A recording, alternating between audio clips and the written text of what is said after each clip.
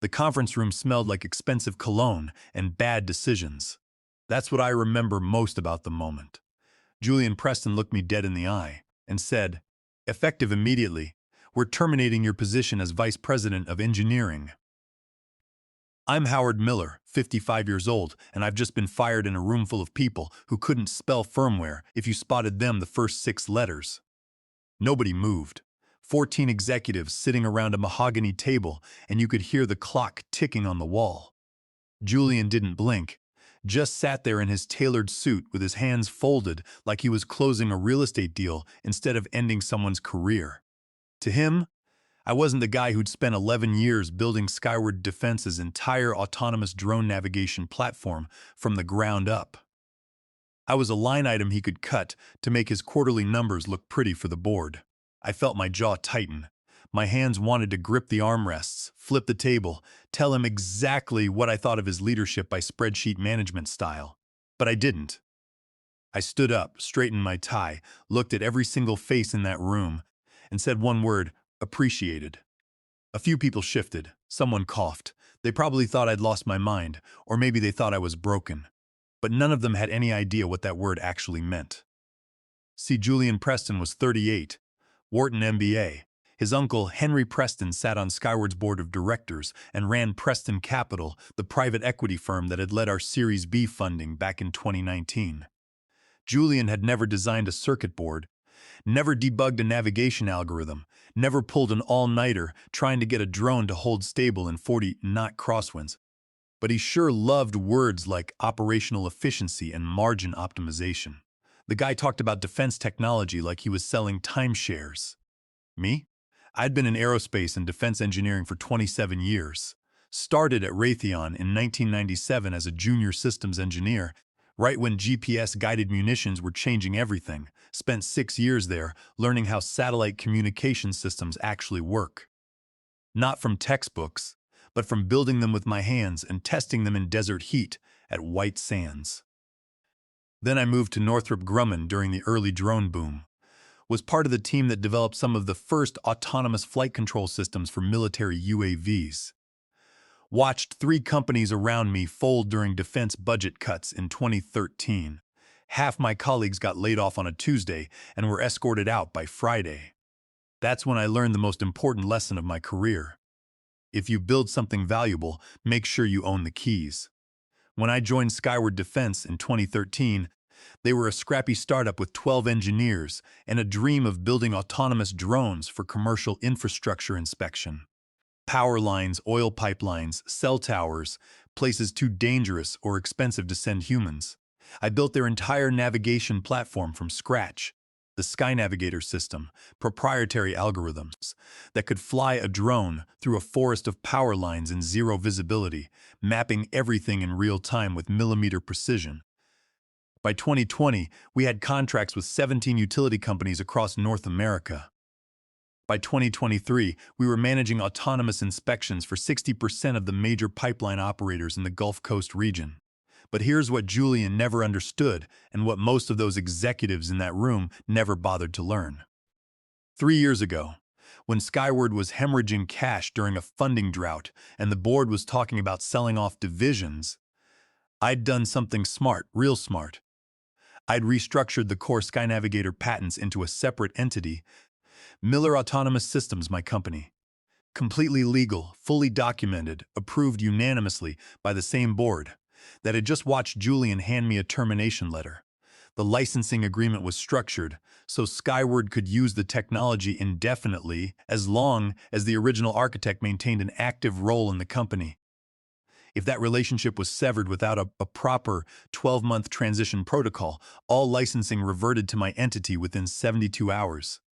My attorney, Harvey Ross, had buried that clause in Section 9.4.3 of the IP licensing framework. Every board member had signed it, including Julian's uncle. But I'm getting ahead of myself. Let me tell you how a 38-year-old MBA tried to erase me, and how I walked away with $750 million. The Sky Navigator system wasn't just software running on a laptop. We're talking about 11 years of navigation algorithms, LiDAR processing engines, collision avoidance systems, and machine learning models trained on over 2 million hours of autonomous flight data. The kind of technology that could fly a 40-pound drone through a narrow canyon at 60 miles per hour, dodging rock formations and wind shear in real time, while simultaneously generating 3D terrain maps accurate to within 3 millimeters. When I started building it, commercial drone technology was still basically remote-controlled toys with cameras strapped to them. Nobody was doing true autonomous navigation in unstructured environments. The FAA didn't even have regulations for it yet. I designed Sky Navigator to be modular, interchangeable sensor packages, adaptive flight controllers, cloud-based mission planning that could coordinate hundreds of drones simultaneously. The breakthrough was our predictive navigation engine. Instead of reacting to obstacles, our drones anticipated them. Wind pattern analysis, structural degradation modeling, electromagnetic interference mapping, all processed in milliseconds. Think of it like giving a drone the instincts of a bird that's been flying the same route for 1,000 years. By the time Julian showed up, Sky Navigator was generating 80% of Skyward's revenue. We had contracts worth over $400 million annually, with clients ranging from Duke Energy to TransCanada Pipeline to the U.S. Army Corps of Engineers. Julian had joined the board 14 months before my termination. Uncle Henry's firm had led a recapitalization round, and suddenly Julian was appointed CO with a mandate to streamline operations and accelerate profitability. Translation, cut costs, boost margins, make the numbers look good for a potential IPO. He'd never managed engineers before. His last job was running a logistics company that moved furniture, but he spoke fluent MBA, return on invested capital, EBITDA margins, headcount rationalization. The board ate it up because he was telling them what they wanted to hear.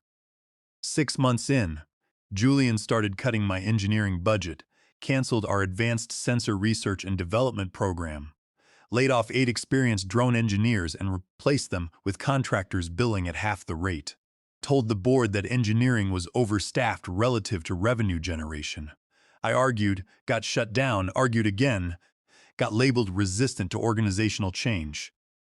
Story of every engineer who's ever worked under someone who doesn't understand what they're managing. After that conference room execution, I sat in my truck in the parking lot for 20 minutes. Engine off, windows down, October air cooling my face. My phone started vibrating like a slot machine paying out. Jeremy Cruz, my lead navigation engineer, texted first. Boss, what the hell? Security just locked your office. Are they serious? Jeremy was 31, Caltech PhD in robotics, best autonomous systems engineer I'd ever worked with. I'd recruited him straight out of his doctoral program and spent 4 years teaching him things no university covers. How to make algorithms work in the real world where wind doesn't follow equations and GPS signals bounce off canyon walls. Then came Valerie Jenkins from operations. Howard, this is madness. Half the team is in shock. Nobody knows what's happening with the Chevron deployment next week. Valerie had been our director of operations for 6 years. Former Air Force. 2 tours managing drone operations in Afghanistan. She understood better than anyone how critical our technology was to the companies depending on it. My older brother George called from his ranch in Wyoming. Jimmy, what happened? I just got a call from your wife. George was 58, retired Army colonel, now running a small defense consulting firm. He'd spent 30 years in military intelligence and had seen more corporate backstabbing than most people see in movies. This doesn't pass the smell test, brother. Something's off. The thing that ate at me wasn't losing my job. I'd survived layoffs before. It was the techs from my team. These were brilliant engineers, people who had trusted me, followed my lead, built something extraordinary together, and now they were scared. Jeremy wasn't just an employee to me. He was the future of autonomous navigation, carrying forward everything I'd learned over 3 decades. Watching him panic felt like watching my own son get blindsided by something he didn't deserve. I drove home to my wife, Linda. We'd been married 26 years, met when I was doing contract work for Lockheed Martin, and she was finishing her law degree at Georgetown. She'd watched me navigate 4 career transitions, seen me lose positions, and rebuild from scratch each time. As a contract attorney, she noted that corporate boards frequently make critical mistakes when terminating key technical personnel without reviewing the underlying intellectual property agreements. She handed me a glass of bourbon and said what she always says: "They just handed you the best opportunity you've had in years, Howard. They're just too stupid to know it yet." She was right, but even she didn't know how right until 3 days later. Julian had scheduled a critical demonstration for Thursday, 3 days after my termination. The Department of Energy had a $200 million contract on the table for autonomous pipelines inspection across the entire Gulf Coast region. Biggest deal in Skyward's history. Representatives from the DOE, Chevron, ExxonMobil, and 3 different defense contractors were flying in to watch SkyNavigator perform a live autonomous inspection of a simulated pipeline corridor at our testing facility in Galveston. I wasn't there, obviously, but Jeremy texted me real-time updates from the control room. 9:08 a.m. demo starting. Julian's wearing his power suit. D people look serious. Chevron brought their whole executive team. 9:23 a.m. First drone launched following pre-programmed route. Looking good so far. 9:31 a.m. Something's wrong. Navigation system just froze mid-flight. Drone went into emergency hover mode. Everyone's staring at screens. 9:38 a.m. Second drone won't even initialize. Control interface showing license authorization required. Contact Miller Autonomous Systems. Julian just went pale. 9:45 a.m. DOE representative asking if Skyward actually owns the technology they're demonstrating. Julian is stammering. This is brutal. I sat in my home office reading these texts, my bourbon getting warm. The system was doing exactly what I designed it to do, protecting itself. When I'd restructured those patents 3 years earlier, I'd built in multiple fail-safes. The core licensing framework required periodic cryptographic authorization from the patent holder. That's Miller Autonomous Systems. If the lead architect's employment was terminated without executing the transition protocol outlined in Section 9.4.3, all licensing tokens would expire within 72 hours and the system would enter protected mode. No override, no workaround. The encryption was military grade because that's the standard I'd built everything to. 10:15 a.m. Complete disaster. All 4 demo drones grounded. Chevron team already leaving. DE representative said something about due diligence concerns and walked out. 10:42 a.m. Julian locked himself in his office. Legal team in emergency session. Someone from ExxonMobil just asked our sales rep if we've been misrepresenting our technology capabilities. Oh my God, the demo failure was just the opening act.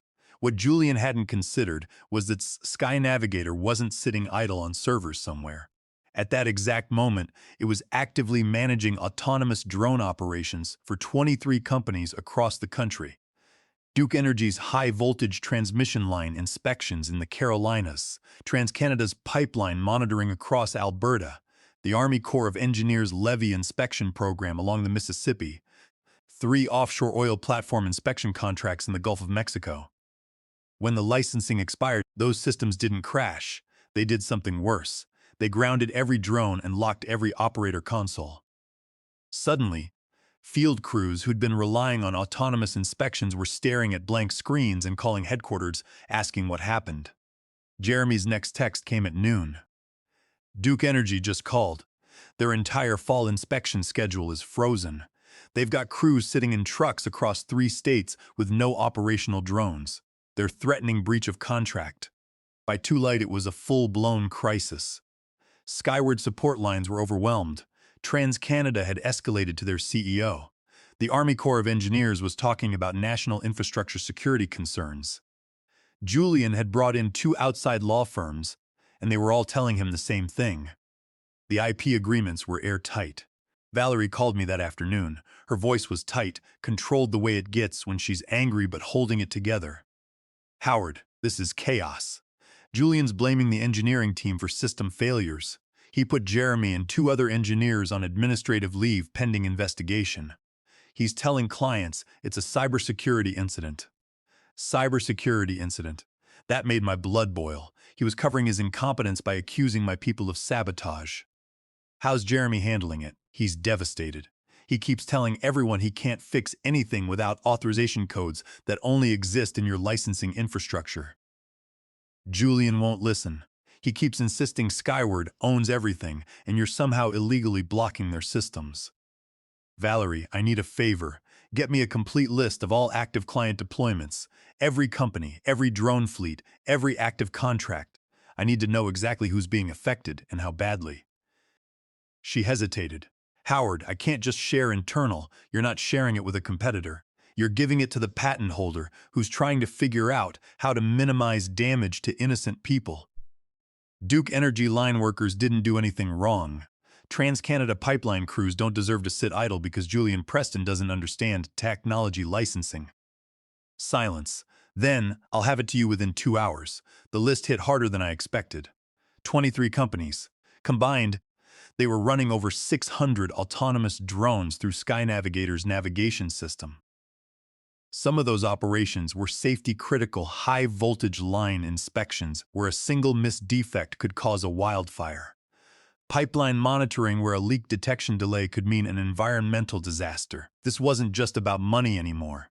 People could actually get hurt. That evening, my doorbell rang. Linda answered and came back looking surprised. Howard, there's a young man at the door. Says he's Jeremy from your old company. Jeremy Cruz stood on my porch, looking like he'd been through a war. Wrinkled polo shirt, coffee stain on his jeans, dark circles under his eyes like he hadn't slept in days. Boss, we need to talk. I brought him into my study and poured him a bourbon. Kid needed it. It's falling apart, he said without sitting down. TransCanada is pulling their contract. Duke Energy's lawyers sent a formal breach notice. And to Julian he rubbed his eyes. Julian sent a company-wide email calling the system failure a technical anomaly and saying external consultants are being engaged to resolve it. External consultants. He's talking about you like you're some IT help desk instead of the person who built every line of code in that platform. Jeremy, I designed those fail-safes for a reason. Julian thought he could fire the pilot and keep the plane flying, but it's not just Julian getting hurt. Our entire team is being scapegoated. He accused Sean Diaz of leaving backdoors in the navigation code. Sean's been with us for 7 years. His wife just had a baby last month. He's terrified he's going to get fired and lose his health insurance. That hit me in the chest. Sean was one of my first hires at Skyward. Quiet guy. Incredible attention to detail. The kind of engineer who catches the bug that would have crashed a drone into a power line. His kid was 3 weeks old. What's Julian saying about restoring access? He's convinced Skyward owns everything and you're breaking the law. 3 different law firms have explained why he's wrong, but he won't hear it. He keeps saying, we paid for this technology. Like that changes the legal structure. I didn't sleep much that night. Kept thinking about Sean Diaz and his newborn. About Jeremy, who'd trusted me with his career. About the Duke Energy line workers sitting in trucks with no drones to fly. I'd built those fail-safes to protect myself, but collateral damage wasn't part of my plan. The next morning, my phone rang at 7 lengths. HR. Sandra Foster's. Same artificially cheerful voice I'd heard a dozen times in all-hands meetings. Howard, how are you? Listen, there's been some internal discussion about your situation. We think we may have moved a bit hastily on the leadership transition. Sandra, skip the script. You're calling because your clients are threatening lawsuits and your drones are grounded across the country. Pause. Well, yes, there have been some operational complications, but we'd love to explore a consulting arrangement, perhaps a 60-day engagement to help stabilize systems while we bring new technical leadership on board. How much? We're thinking $300,000 plus accelerated vesting on your remaining stock options. I actually smiled. 300. Zero to fix a crisis that was costing clients millions per day. Not interested. Okay, what about 500,000? We understand the urgency. Sandra, you're not understanding the situation. Julian Preston fired me publicly in front of people I'd worked alongside for 11 years. He treated me like a broken copier he was sending back to the leasing company. And now you want me to fix his disaster for consulting fees? The silence stretched long enough for me to hear her flipping through notes. What would it take? She finally asked. It would take Julian Preston publicly acknowledging that he made a mistake. It would take the board guaranteeing that every engineer on my team is protected from retaliation. It would take a formal apology to Jeremy Cruz, Sean Diaz, and every other engineer Julian accused of sabotage. And honestly, even then, I'm not sure I'd be interested. Howard, please be reasonable. Companies are losing. Then maybe Julian should have been reasonable before he decided to play power games with technology he's never bothered to understand. I hung up. 4 days after that call, I got an email that changed the trajectory of everything. Not from Skyward. From someone I hadn't spoken to in 6 years. Evelyn Park at Titan Aerospace. Howard heard through the grapevine what happened. If you're free for lunch, I think we should have a conversation. Evelyn. Evelyn had worked with me at Skyward from 2014 to 2018, back when we were still building the foundational navigation algorithms. Brilliant aerospace engineer, Stanford PhD, MBA from MIT Sloan, she understood both the technology and the business better than anyone I'd ever met. Julian had pushed her out during one of his early reorganizations, claiming her department was redundant. Real reason? She told the board, in front of Julian, that his cost-cutting strategy would destroy the company's technological advantage. She was right. He didn't forgive her for it. Titan Aerospace was Skyward's primary competitor in the autonomous drone inspection market. They'd been trying to build something comparable to Skynavigator for 5 years with moderate success. Their systems worked fine in open terrain, but they couldn't match our precision in complex environments, dense infrastructure, offshore platforms, confined spaces. The gap was the predictive navigation engine, and they knew it. We met at a seafood restaurant in downtown Houston on Wednesday, exactly 10 days after Julian had fired me.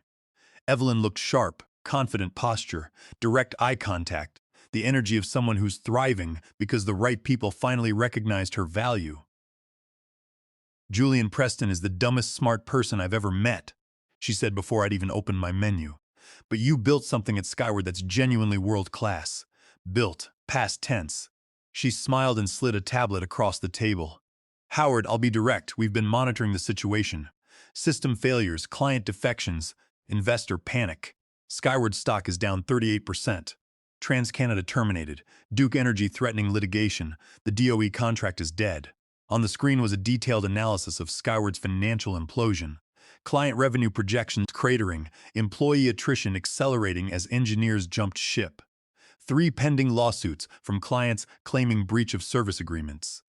Impressive intelligence work, I said. We do our homework. But here's what really matters. We know you hold the Sky Navigator patents through Miller Autonomous Systems. We know the licensing structure, and we know that technology is worth significantly more than what Skyward's balance sheet ever reflected. I took a sip of water. That's Skyward's problem. Howard, Titan wants to acquire your complete patent portfolio, not license it. Full acquisition. We're talking about combining your navigation technology with our hardware platform and sensor arrays to build something neither company could create alone. She pulled up another screen, side-by-side technical comparisons of Titan's drone systems and Sky Navigator's software capabilities. They'd clearly done deep analysis. What kind of number are we discussing? $750 million for the full patent portfolio plus a 5-year position as our chief technology officer at $2.8 million annually. Full authority over technical direction, R&D budget, and hiring. You'd be building the next generation of autonomous systems with the resources and respect you deserve. Evelyn leaned forward. Howard, think about what you had at Skyward. 11 years fighting for budget, justifying your innovations to people who thought autonomous navigation was just a fancy GPS. At Titan, you'd be working with engineers who understand the physics, executives who respect the science, and a board that knows the difference between cost-cutting and value destruction. What's the timeline? Due diligence, 2 weeks. Patent transfer and integration planning, another 2. You could be our CTO by Thanksgiving with a team of your choosing and a lab that would make your old Skyward facility look like a garage. I thought about Jeremy, Sean Diaz, and his newborn daughter. Valerie and the rest of the team stuck in Julian's chaos. What about bringing my people over?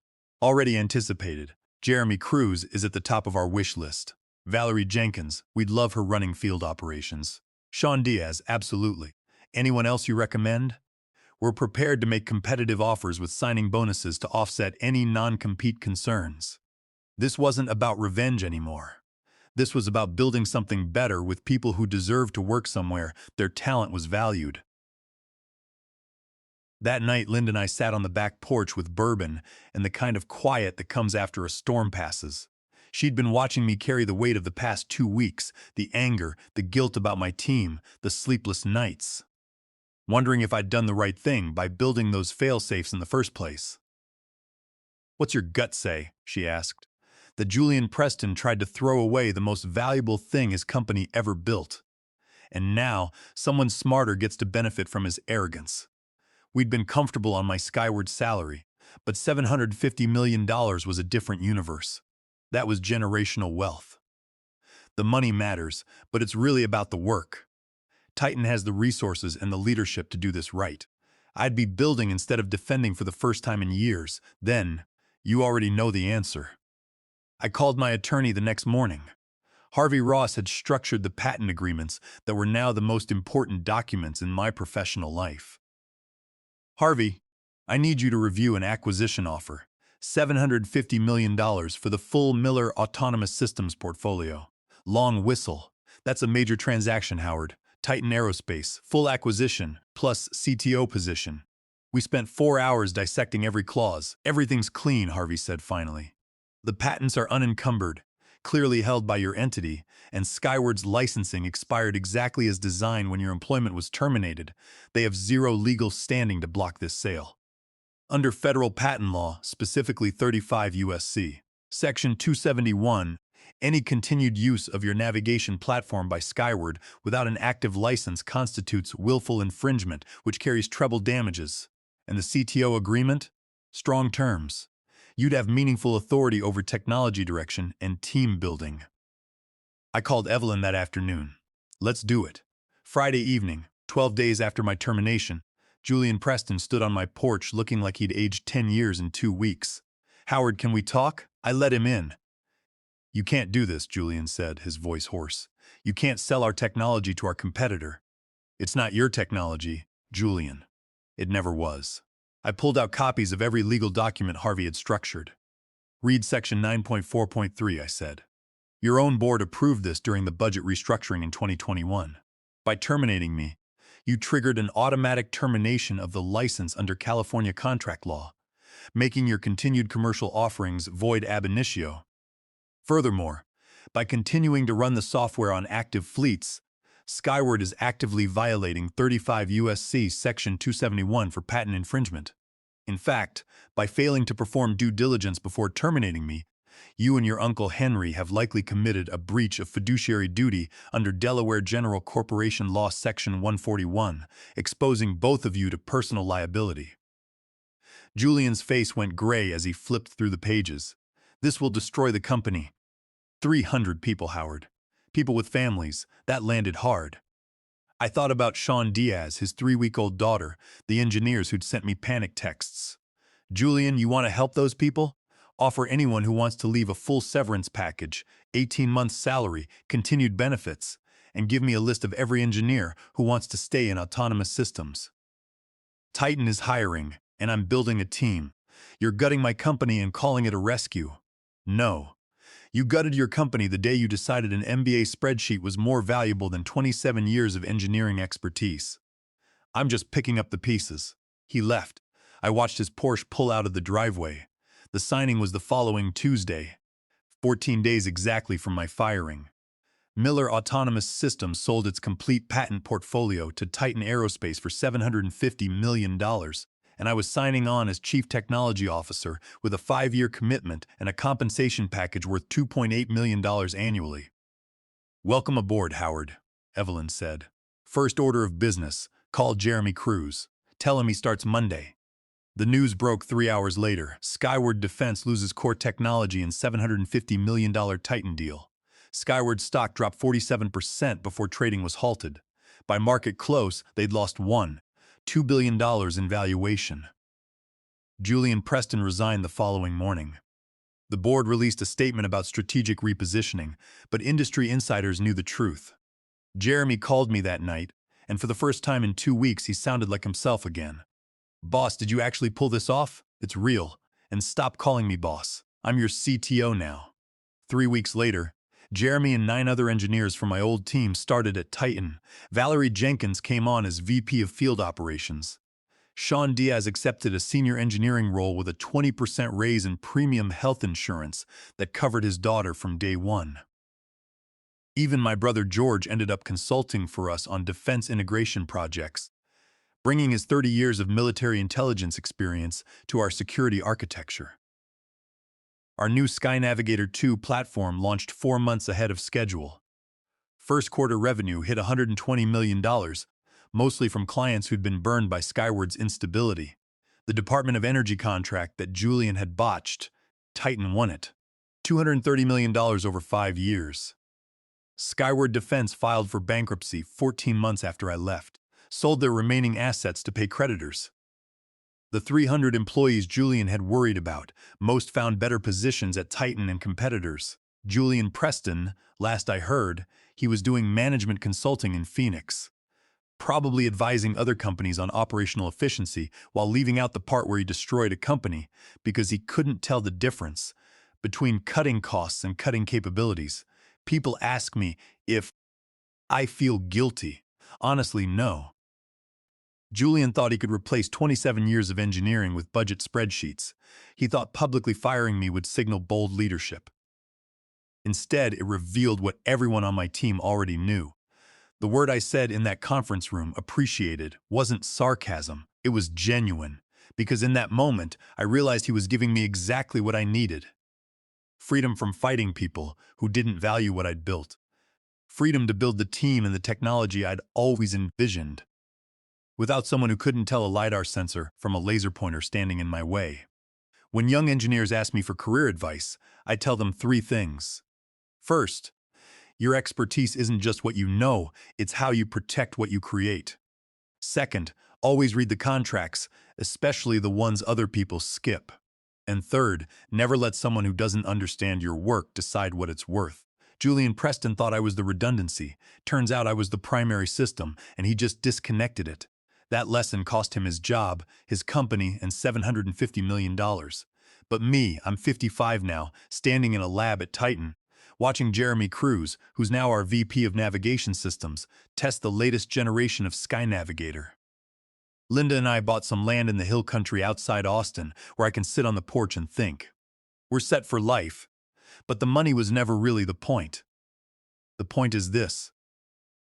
I wake up every morning knowing my work matters, knowing my team is valued, and knowing that the people who believed in me are building something extraordinary. That's worth more than any severance package Julian Preston could have offered. Appreciated, I meant it.